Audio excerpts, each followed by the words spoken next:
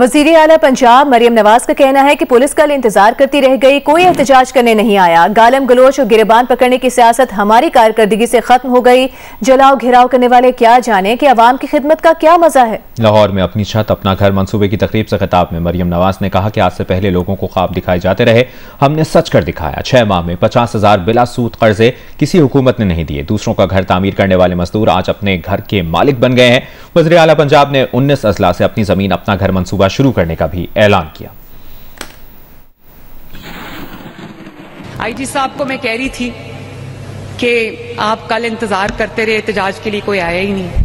मैं ये समझती हूं कि जो फितना है, बेहंगम शोर शराबा, गाली गलोच, उसका गरेबान पकड़ लो, उसको ये कर दो, वो वाली जो सियासत है जिसको सियासत कहना भी नहीं चाहिए, वो कारकर्दगी से दफन हो गई है अल्हम्दुलिल्लाह। लोगों ने देख लिया क्या फर्क है।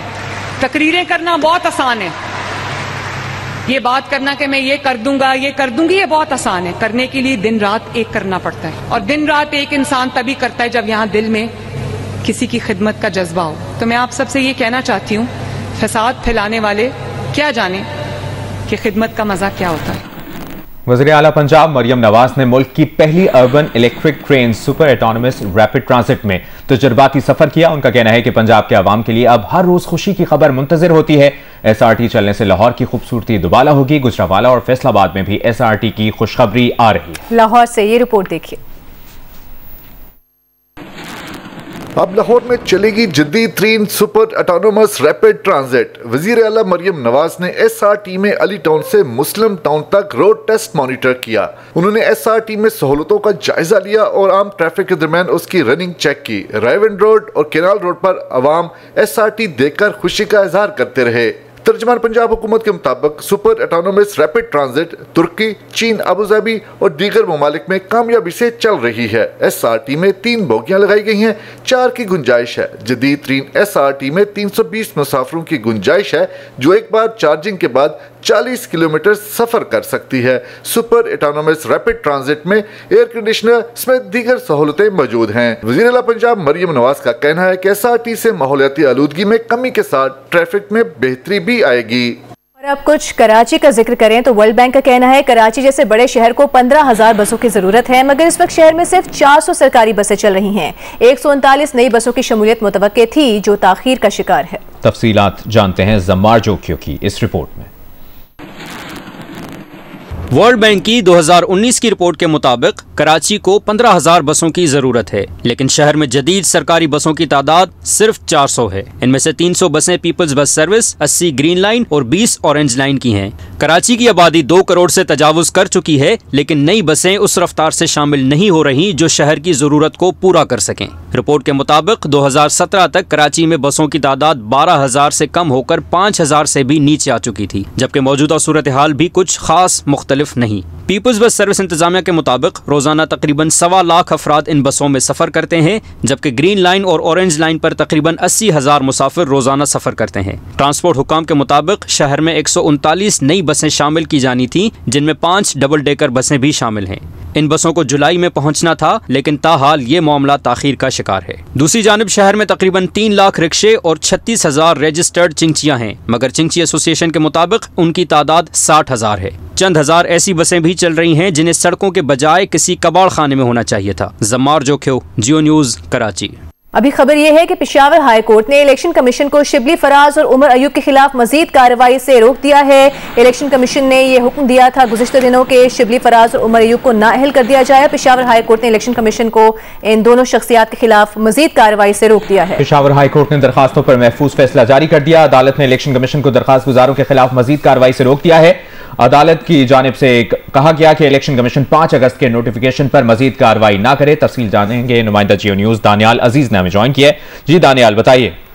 देखिए जी, कायदे हिज़्ब-ए-इख्तिलाफ सेनेट में शिबली फराज और इस तरह उमर अयूब कौमी असम्बली में लीडर ऑफ पोजीशन ने दरख्वास्तें दायर की थी, जिसमें उन्होंने ये इस्तदा की थी कि इलेक्शन कमीशन ने जो नाअहली का नोटिफिकेशन जारी किया था उसको कलअदम करार दिया जाए और हमारे हल्कों पर इलेक्शन को रोक दिया जाए। तो इस पर पेशावर हाई कोर्ट ने महफूज फैसला सुना दिया और इलेक्शन कमीशन को जो नोटिफिकेशन जारी किया गया है उमर अयूब और शिबली फराज के खिलाफ नाअहली का, उस पर मजीद कार्रवाई करने से इलेक्शन कमीशन को रोक दिया गया और इलेक्शन कमीशन समेत दीगर फरीकैन से जवाब तलब करके मजीद समाअत जो है वो 20 अगस्त तक मुलतवी कर दी।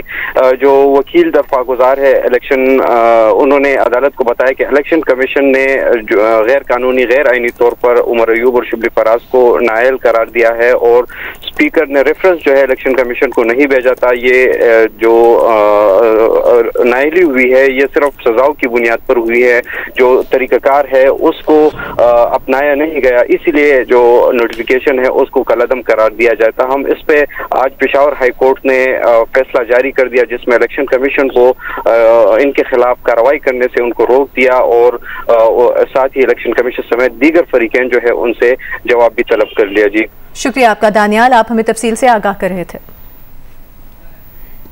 इसराइल की जानिब से गजा में इमदाद की फराहमी पर पाबंदी और रुकावटों के बायस इलाके में कहत की सूरत हाल है और मासूम फलस्तीनी फाका कशी पर मजबूर हैं। इसराइल की जानिब से गजा में कितने इमदादी ट्रकों को जाने की इजाजत दी जा रही है, इमदाद की किल्लत के फलस्तीनियों पर क्या असरात पड़ रहे हैं, जानते हैं इस रिपोर्ट में। गजा में इसराइल मुनज़्ज़म मनसूबाबंदी के तहत फलस्तीनियों के खिलाफ भूख को बतौर हथियार इस्तेमाल कर रहा है और गजा के रिहायशी इस वक्त शदीद ग़िज़ाई किल्लत और कहत का सामना कर रहे हैं। आदाद-ओ-शुमार के मुताबिक इसराइल ने 7 अक्टूबर 2023 के बाद मुनज़्ज़म तरीके से खुराक की फराहमी को कंट्रोल किया। 7 अक्टूबर से पहले यौमिया 500 ट्रक गजा में दाखिल हो रहे थे, जो जनवरी 2025 तक कम होकर 100 तक रह गए।